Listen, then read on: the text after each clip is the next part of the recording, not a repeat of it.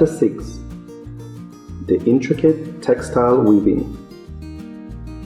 Phayao is a province in which there are a variety of ethnic groups. Those of the importance are Thai people, including Thai Yuan, Thai Lu, Shan or Thai Yai, and Tycoon. As they belong to the same lineage, their style of apparel is not very different. Their outfit is traditionally made of natural material, mostly cotton, because generally, Thai people do not rear silkworm. Coloring the cotton with their skilled use of natural dyes and their talent in interlacing at the right angles, the beautiful fabric is produced. Thai men usually wear front slit cotton shirt without collar and Chinese-style long pants, whereas women love to wear suapat, a long-sleeve cotton jacket with low skirt or thin. With points of resemblance in style, color, and material, the only difference lies in each subgroup's pattern of weaving. Thai Yuan women are believed to have inherited remarkable weaving skills. They normally create their textile with horizontal stripes of the same size pattern called xin kan.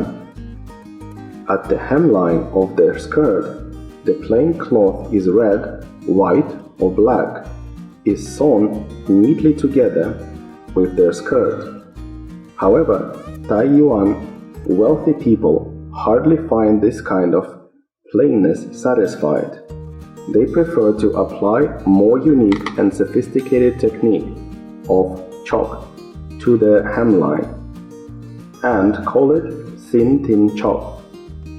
The bottom part, called tin or chung, is woven with the technique of picking and pulling, which involve both the skill of weaving and embroidering simultaneously. The chok motifs are created by inserting extra wefts at well-specified points or stretches. Large bamboo needles, porcupine spines, and their little fingers are used for picking and pulling up the weft threads in various colors over the wraps to create desired motifs. This weaving technique of Thai Yuan's tin chok is normally done from the back side. They place the back side of the cloth on top of the loom, which is different from Lao Puan's technique that work from the front side of the cloth. Thai Yuan women do not wear xin tin chok in their daily life. They regard it very special and wear it mostly to attend important religious ceremonies. As a result, the chok motifs relate closely to their faith in Buddhism. The examples of these motifs are the motif of lantern as an offering to the Lord Buddha, the motif of animal in Jataka tales, the motif of galleon allowing us to enter state of nirvana, the motif of Mount Sineru, and the motif of Thitandon, or the cosmic ocean. These motifs not only represent Thai Yuan's strong religious faith, but also are remarkable and used primarily to distinguish Thai Yuan from other Thai ethnic groups.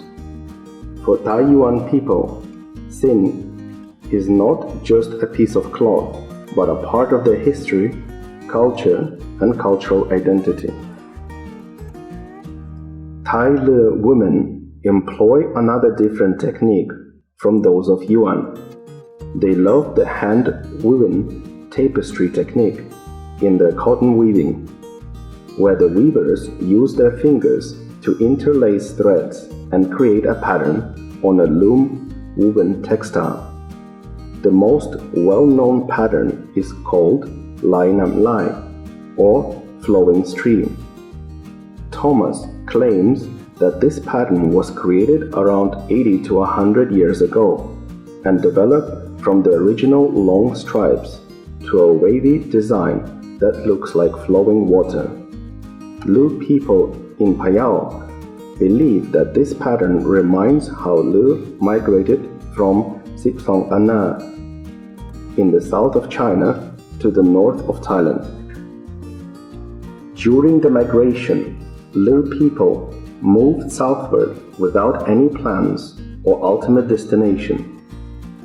This great wave of migration is very much unlike how Kong River runs headlong from Sipsong Pana through various countries into the ocean. Moreover, Thai Lu women in Phayao also include Lai Khao Pat Wan into Lai Nam Lai pattern to create variety. Their flowing water design is connected to the small radius lines, making the design look like a stream filled with small flowers. However, Pak Van cannot be categorized as a blooming plant. It is actually a kind of aquatic plant looking like a four-leaved clover called Marsilea crenata. Botanists regard it as a local species of fern found only in clear water of Southeast Asia. While Yuan people shows their strongly religious faith through their weaving masterpiece, Lu women show how their lives closely relate to fertile nature, especially natural water resource. Apart from Yuan and Lu people's techniques in weaving, Shan or Taiyai's procedure in interlacing is very appealing. Superficially, Taiyai textile looks very similar to Xinkan of Taiyuan. They also apply their textile with horizontal stripes.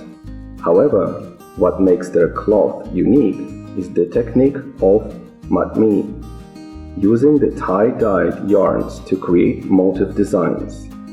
Taiyai women firstly comb the cotton yarns and stretch it onto a frame called hongmi. After that, the yarn is tied at specific positions to block the dye. In the past, banana stem strings were used for tying, whereas today, polypropylene film packaging rope is used. Whenever the natural dyes are ready, the yarns are then soaked thoroughly in the dye and dried in the sun. After the yarns are completely dried, the strings can then be untied and reveal the unaffected parts. This kind of dyeing process can be repeated several times. The more delicate the motif is, the more procedure of dyeing is needed. The yarns are needed to be tied at some other points, and different dyeing material are required to be applied. Also, Mudmini is the weaving technique that requires most of experience and craftsmanship skill, because the precise and correct positions to tie the strings on the yarns, so as to create the desired motif or pattern, are very necessary. Weavers of Mudmini cloth rarely mark the specific positions on the yarns, but they feel more comfortable to remember the correct positions by memorization and through experience. The last distinguishing ethnic group in Phayao is Tycoon. Actually, Tycoon is very famous for their ability in making lacquerware or Tycoon. Tycoon's lacquer is made from the varnish tree of Gluta usitata, the plant which grows wild in the forest of this region. It helps forming a hard, glossy and smooth surface of any utensil coated, and offers considerable resistance against the effects of exposure to moisture or heat, focusing on the sophisticated technique of coating layer upon layer of the lacquerware. The profound style in weaving is simply ignored. Comparing to the distinctiveness of the other ethnic groups' weaving techniques, Tycoon's is unsurpassed.